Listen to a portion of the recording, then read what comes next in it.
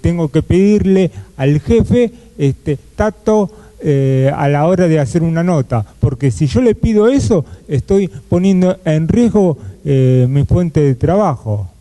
O sea, porque la mayoría de los jefes que hay en empresas periodísticas piden o llanto o tripa, y si es las dos cosas, mucho mejor. Entonces, yo quisiera saber una respuesta, si es que la hay, para poder salir de esta encrucijada.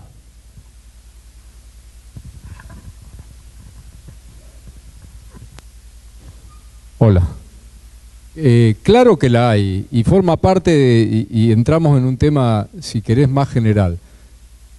El reclamo es, tenemos que hacer otra clase de periodistas, y esa clase de periodistas incluye los periodistas que se plantan frente a sus jefes y a sus empresas a empezar a decir que no a un montón de cosas. Y en eso tenemos que construir mucho, porque venimos de una gran derrota en nuestro gremio. Y nuestro gremio no viene de situaciones que podamos estar exhibiendo hoy como mayoría, como comportamientos mayoritarios de dignidad de periodistas. Son excepciones las que tenemos, y voy a relacionarla con un hecho que ocurrió, miren qué lejos, para ver también qué lejos estamos nosotros. Es el famoso caso, o lo fue en su momento, el caso de la solicitada de 5.000 firmas a favor de Videla, 1987, 25 de mayo de 1987, una enorme cantidad de familiares, amigos, represores, etcétera, firman, quieren publicar una solicitada reivindicando a Videla.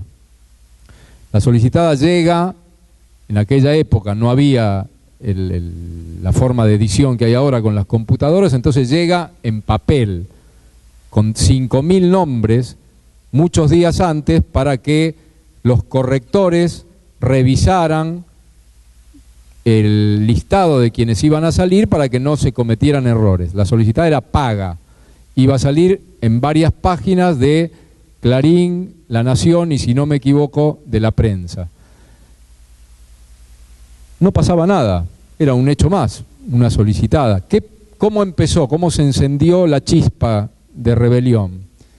Un corrector que estaba corrigiendo esa solicitada 3 o 4 días antes de que saliera, de que estaba programada para que saliera, se había pagado, le pregunta a otro corrector: ¿nosotros tenemos que hacer este laburo?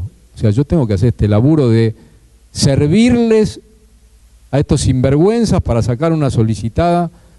Empiezan a plantearlo, lo hablan entre los correctores y piden a la comisión interna en aquel momento de Clarín, piden hacer una asamblea para tratar el tema. O sea, vienen a quejarse de que no querían hacer eso. ¿Y qué hacemos? Hicimos una asamblea, centenares de periodistas y trabajadores de prensa de Clarín discutiendo por primera vez si nosotros teníamos que prestar nuestro trabajo para situaciones que no aceptábamos desde lo político, desde lo ideológico, desde lo personal. ¿Qué ocurrió? La asamblea se dividió.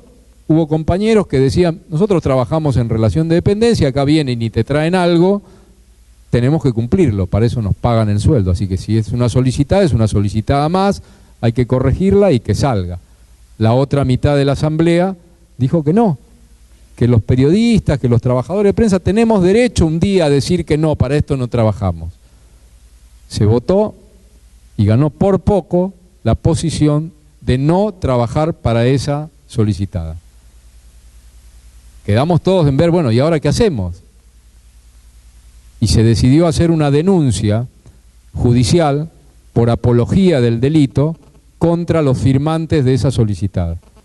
Y logramos, tal vez en uno de los días más felices de nuestras vidas, que el 24 de mayo, un día antes, con una celeridad impresionante, un juez, Irurzun de apellido, frenara la publicación de la solicitada. Y celebramos como nunca en la redacción. Pero digo, pongo esto como ejemplo porque es cierto, muchos nos dicen: no, pero no se puede, no tenés que acatar, tenés que decir. No, tenemos que empezar. a plantear estas cuestiones como periodista. La reivindicación, entre otras cosas, por ejemplo, de la cláusula de conciencia. Nosotros tenemos derecho a exigir no hacer determinadas notas con las que no estamos de acuerdo. Derecho tenemos a hacer eso. Y lo tenemos que empezar a proclamar y a exigir en empresas grandes, medianas o chicas. Esa es la defensa de la libertad de expresión. Y lo mismo con este tema que me parece que además es más entendible para discutirlo con un jefe. Explicarle, hermano, son víctimas. Yo no puedo estar a una víctima que no quiere dar entrevista, que no quiere que la filmemos, que no quiere esto, estar hinchándola. No corresponde esto. Hay cuestiones humanas de por medio y las tenemos que saber defender. Es cierto, ¿puede generar problemas? Sí. ¿Puede generar que te despidan? No creo, pero pongamos, sí. Bueno, creo que tenemos que asumir esos riesgos también. Digo, dignifiquemos bastante esta profesión. Necesitamos que estas cosas empiecen a ocurrir en el periodismo argentino. Y seguramente si nos unimos, que esa espero sea la conclusión de este seminario, ¿no? Ver cómo empezamos a juntarnos, a unirnos, a hacer bloques, a defendernos entre todos, seguramente ellos no avanzarán todo lo que quieren avanzar.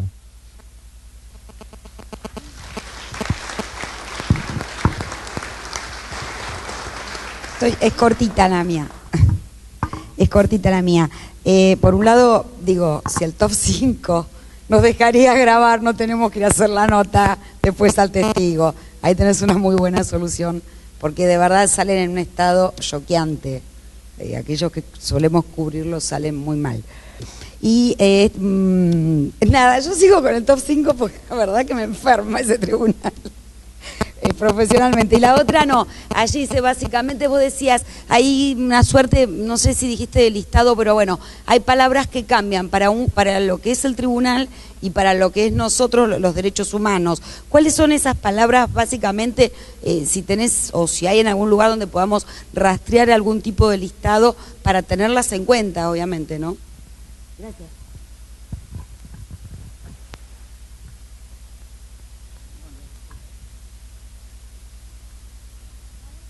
No, nos están también marcando el horario, con lo cual resumo, en todo caso, allá igual está Juan Salinas levantando la manito, me parece. Lo resumo y por ahí lo podemos ampliar después. Pero cuestiones, esto que decíamos, del lenguaje, ¿no? Nosotros hablamos de víctimas, de compañeros, digo, no todos tienen que hablar de compañeros, pero entender que sí son víctimas. Ex-represor es una palabra que está totalmente automatizada y nosotros entendemos que no dejaron de ser represores porque lo que dejó de haber es justicia y hubo impunidad, pero que represores fueron porque fueron parte de un plan económico, político, cultural, un proyecto de país, ¿no? Que ya sabemos hacia dónde apuntaba. Son por ahí algunas palabras que hacen el lenguaje, pero que le dan otro tono a las cosas, que por ahí, bueno, podemos después... Bueno, son montones, digo, cuando hablamos de dictadura hablamos de un golpe cívico-militar y queremos marcar esa pata civil. Son algunos detalles que por ahí parecen pasarse, pero que en realidad entendemos que dicen mucho más. Pero bueno, por ahí mañana podemos darle... ese lugar. Sí, quería hacer una breve reflexión, que es que siempre me llamó la atención. Mi nombre es Juan Salinas y soy de la agencia Telam. Siempre me llamó la atención que haya tantos periodistas que le niegan la obediencia debida, como corresponde, a los militares y la reivindiquen sin decirlo expresamente para sí. No, está lleno de colegas que te dicen, bueno, pero mis jefes quieren esto y yo soy un asalariado y tengo que cumplir. Y me parece bastante alucinante. Todos conocemos lo que es el terror económico, del que hablaba Forrestier, y el temor a perder el trabajo. Pero detrás de eso se enmascara, detrás de ese pretexto, que no se ofrece ninguna resistencia, porque yo entiendo que uno tenga miedo a perder el trabajo, pero hay resistencias graduales que se pueden oponer cuando una orden es injusta. Y quiero dar un ejemplo donde yo no solo no soy el héroe, sino que era de alguna manera el villano.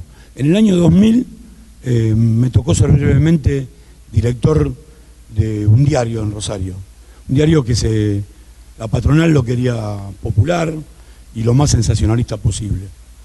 Y en un momento hubo un choque de coches y se prendió fuego el auto y los muchachos que iban en el auto quedaron carbonizados.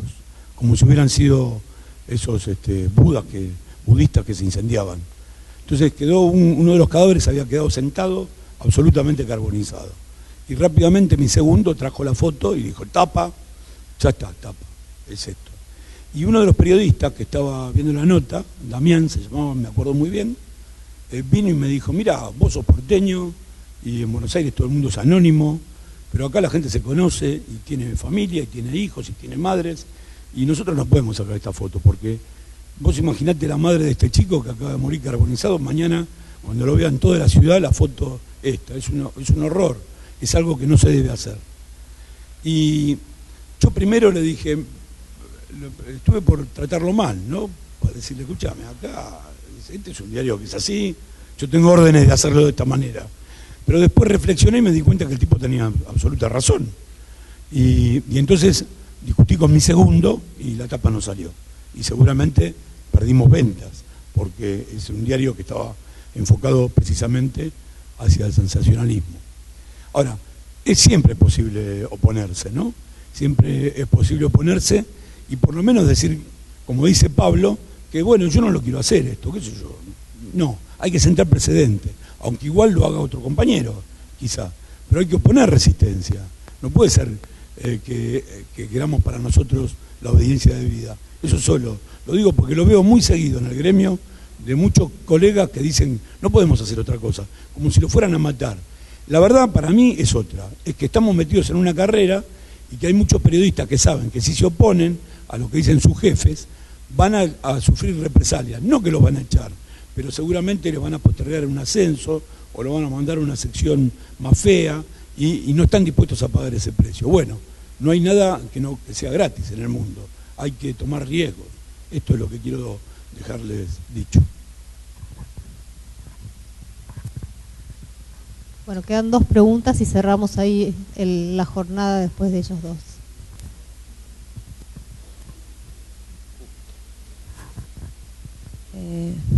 Bueno, quería consultarles, bueno, más o menos qué es lo que ustedes tienen, la noción general que yo noto es un poco como que los juicios digamos, el golpe pasó hace mucho tiempo, los juicios tienen que ver con algo del pasado, con algo que ya no nos toca, esa es como una percepción general que hay.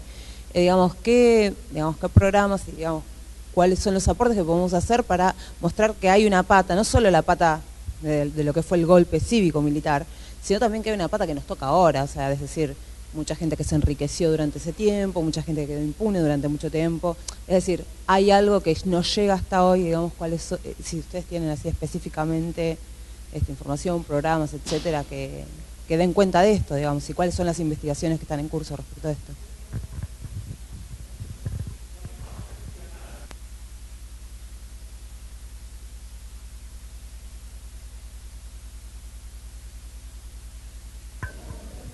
Bueno, le habla más cerca al micrófono y se escucha. Tampoco le vamos a gritar. ¿Se escuchó?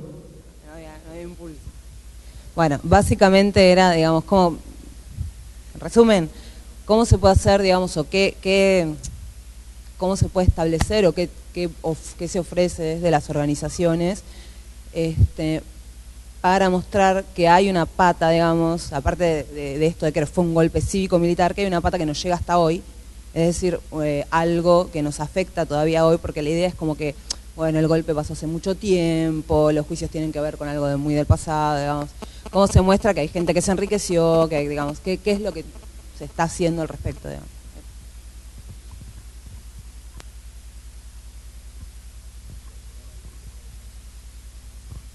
Tiene que ver con algo que hablamos en el tramo anterior. Ustedes, nosotros, tenemos que hacer muy visible una gran cantidad de aspectos ligados a los juicios que no se conocen todavía, que no tiene exclusivamente que ver con la cuestión de los represores, los centros clandestinos y los delitos cometidos, que de eso les digo, hay muchísimo por contar, pero muchísimo por contar. La compañera acá plantea lo de Misiones, yo les transmito el desafío. ¿Quién saca mañana, pasado, en una semana, en su medio, blog, a diario, a multimedio, ¿Quién se anima a sacar una noticia de lo que ocurrió y ocurre en Misiones? Ese es un desafío, digo, para vencer esta cosa que tenemos cada uno en su lugar, los porteños en Buenos Aires, los cordobeses en Córdoba, de me ocupo mayoritariamente de lo que me pasa acá y lo de afuera que se ocupen los de cada provincia.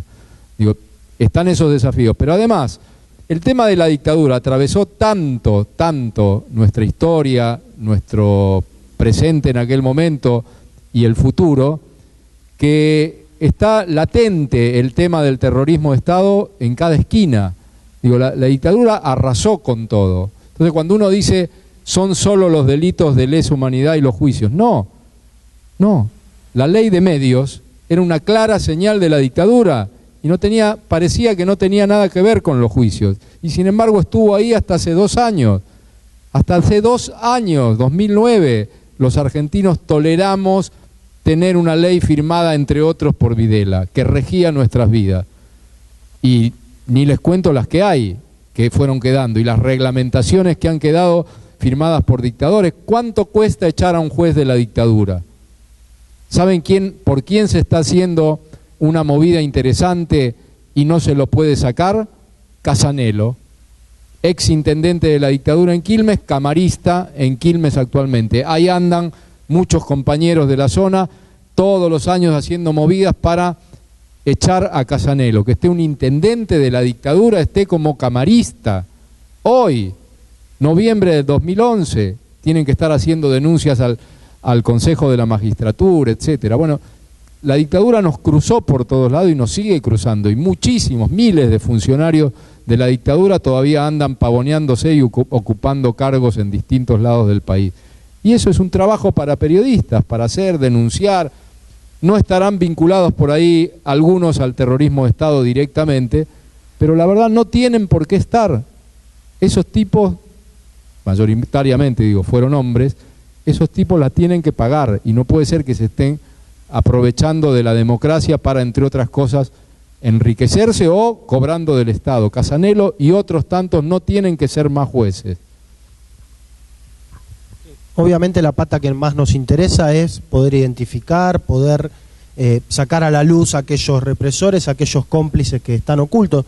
Digo, abandono un poco esta, te marco otra. Me parece que es muy importante, para el debate en grandes sectores de la sociedad, de entender que ese terrorismo de Estado sigue siendo presente, y me parece una buena manera buscar casos cotidianos. Nosotros haciendo en el Olimpo un relevamiento sobre el barrio, encontramos 5 o 6 personas del barrio que 35 años después no pisan esa vereda, ¿sí? Que no la pisan, salen todos los días de su casa y la esquivan, ¿no? Yo te puedo decir, agarrame un testimonio como estoy hablando y me pasa un avión por arriba y fíjate lo que me pasa, ¿no? Y me parece que mostrar eso, Chicha Mariani dándole un beso todas las noches a la foto de Felipe, creyendo que era su nieto, ¿no? Me parece que en las memorias de la sociedad, en las memorias del pueblo, hay un montón de cuestiones que son del cotidiano, de todos. A mí me pasó después de entrar a Hijos, lo conté en una asamblea hace mucho tiempo, para mí todos los viejitos de 80, de 85 eran unos, pobre viejito, y ahora desconfío de todos. Bueno, me parece que hay cosas en el cotidiano de la gente, cercano a un centro clandestino, en las víctimas, en los familiares, que uno puede ir mostrándolo para entender que esas consecuencias, que ese miedo que generó el terrorismo de Estado sigue estando y que cuesta romperlo mucho. No sé si quedaba una pregunta. Tenemos, sí, la siguiente es la última pregunta, tenemos por acá. Bueno, muchas gracias. Los felicito porque estuvo bárbaro. Yo lo que quería plantear con respecto Acércate el micrófono porque si no se escucha desde acá. Con respecto a la inquietud que planteaba sobre el tema del trabajo, en relación de dependencia. Bueno, yo creo que hay dos cosas que hay que tener en cuenta. Uno es el compromiso y otras son las convicciones. En la medida que uno tenga bien plantadas esas dos cuestiones, todo surge y no tiene por qué haber problema, más allá de las consecuencias previsibles por una eventual oposición a cierto cierta propuesta del establishment que no es la correcta.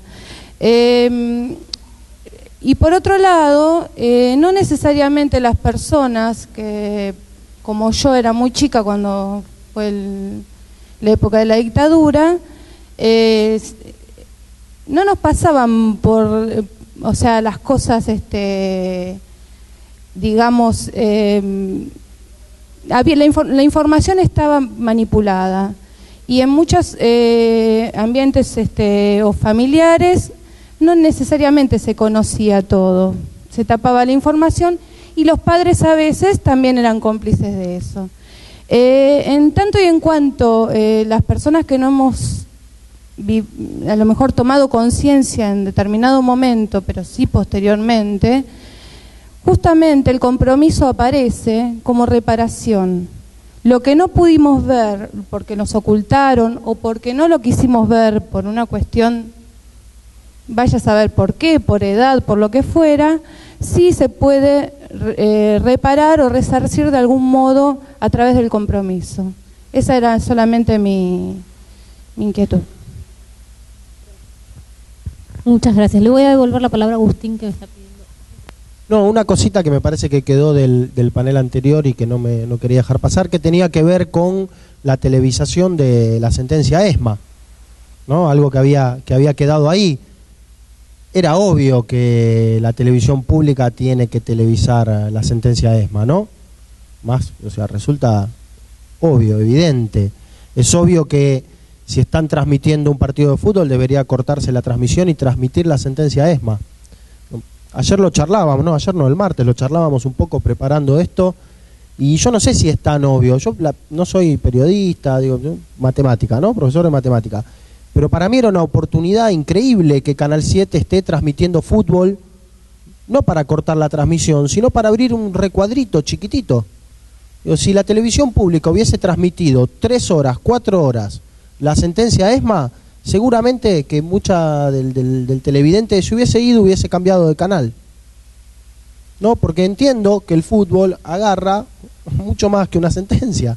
Entonces digo, ¿qué oportunidad tenía la televisión pública para esto? Seguir transmitiendo el partido y cuando era el momento de condenar a cada uno de los represores, abrir una ventanita, transmitir, cambiar el audio y seguir transmitiendo el partido. Hubiese visto millones de personas la sentencia ESMA. Entonces esto, ¿no? Me parece que a veces lo obvio no, por ahí no es amigo de lo óptimo y que uno tiene también que darle una vuelta de rosca para llegar mucho más lejos. Yo no estoy de acuerdo. No, yo creo que fue uno de los principales juicios de los últimos 30 años, que fue un hecho histórico y que el fútbol para todos es muy importante, pero al menos los 20 minutos, 15 minutos que duró la lectura de las condenas debería haber estado con todo el volumen, con toda la imagen, como lo tuvo Canal 13 y TN. O sea, el que no lo vio en vivo lo tuvo que ver por TN.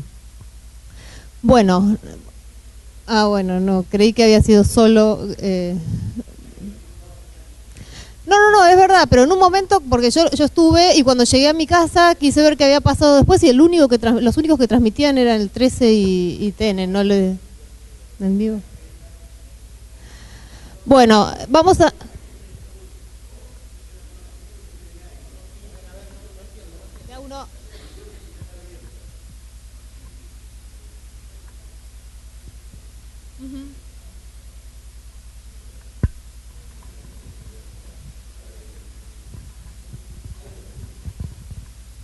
Yo quería decir esto, estoy de acuerdo en que la televisión pública ese día creo que se equivocó. Yo estaba ahí en Comodoro Pi, a mí me pasó lo mismo, que cuando llegué me enteré que no lo habían transmitido.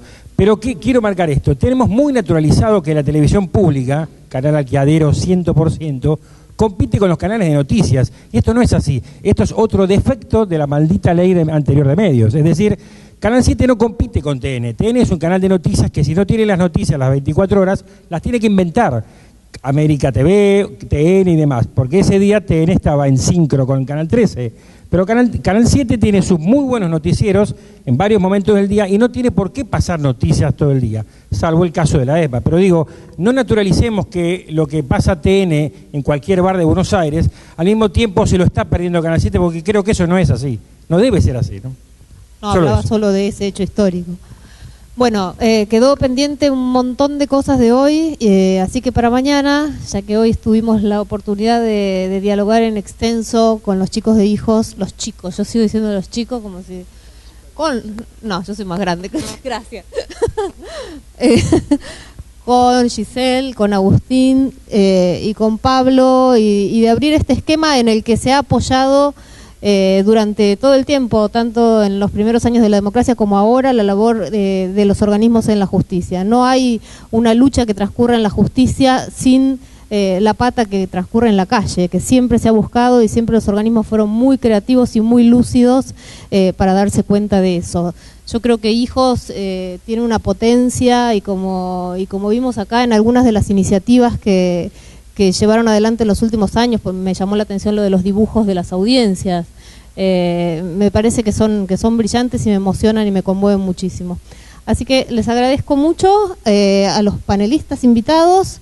Me dejaron a mí sin tener que hablar, cosa que agradezco doblemente. Y mañana Pablo Parenti, que es abogado y que creo que está por ahí atrás, o al menos lo vi entrar hace un ratito, ¿se fue?, que es miembro de la unidad fiscal que se especializa en el seguimiento de los crímenes de lesa humanidad, y yo, que soy abogada, vamos a contarles un poco la parte desde adentro de la justicia, que les va a ayudar como para tener mayor información, como para poder hacer preguntas sobre cosas que les generen dudas, o procesos que no les resulte de sencillo comprender, o sencillamente para que se interesen, aun cuando, si no lo logramos hoy, esperamos lograrlo más mañana, y que participen y poder contar con ustedes. Muchísimas gracias, y gracias a todos por la paciencia.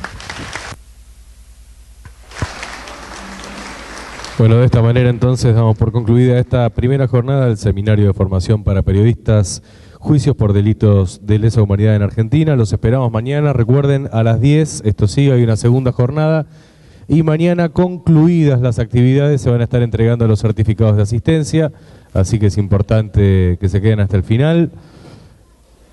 Dicho eso, nos vemos mañana, muchas gracias y buenas tardes.